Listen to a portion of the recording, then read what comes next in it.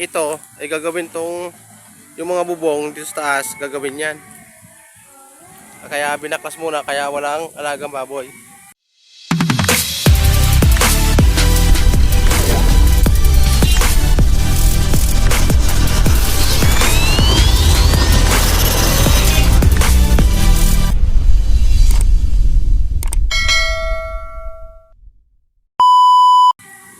Ayan. Yan, ito yung aming alaga ng baboy. Yan. Ito, kaya walang bubong yan, gawa ng papalitan ng bubong, tinanggal namin yung mga yero at papalitan ng bagong bubong. Yan na. Yan, kaya malinis tong gilid. Yan. Ito, may bubong to, nung isang araw lang tinanggal ito. Isang araw tinanggal ito dito, pag ganun yan, kapag yan. Nung isang araw lang tinanggal, kaya sa Martes o Lunes o gagawin na ito. Dito may bahay yan din sa kabila. Ayan o. May mga alagaan din na mga manok. May mga manukan din sa kabila.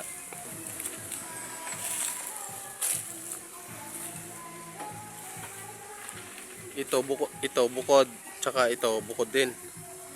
Inakarga ito ng nasa 400 ulo baboy o 500.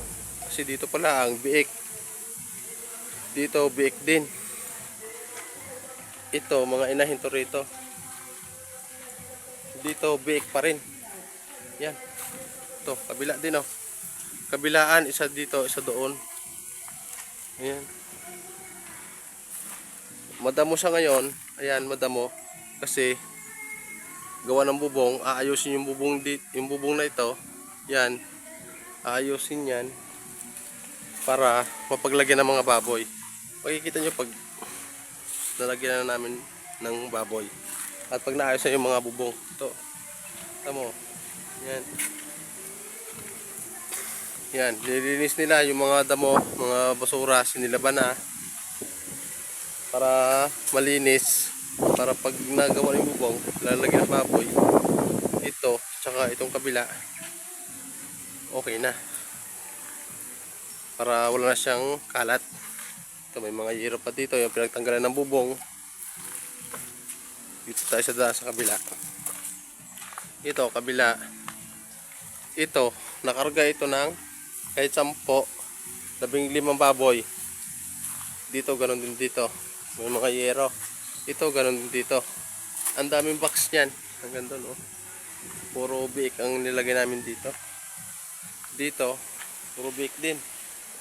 Yan, puro biik din yan. Yan. Dito, yan. Yung sa may tubo na yun, doon namin nilagay ang mga inahin.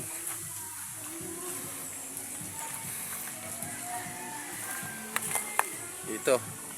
Yan, inahin ang nakalagay dito. Yan, inahin. Yan, isang kwarto. Yan. Puro inahin yan. Dito sa part na to, puro inahin. At doon sa part na yon, puro ano yan, mga biik na. Dito, biik. Dito, puro biik yan. Ito, nagkalat ang mga yero. Kasi, kinalas ka namin yung bubong, papalitan namin ng bubong. Hindi na namin gagawing kahoy. Si Parlings na yata ang nalagay. Yan. Ayan ang kabuuhan ng aming babuyan.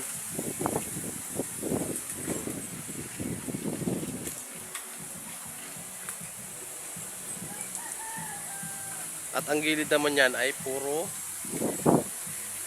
kakahuyan.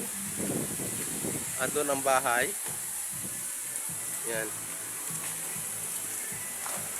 Pupunta na tayo doon sa bahay.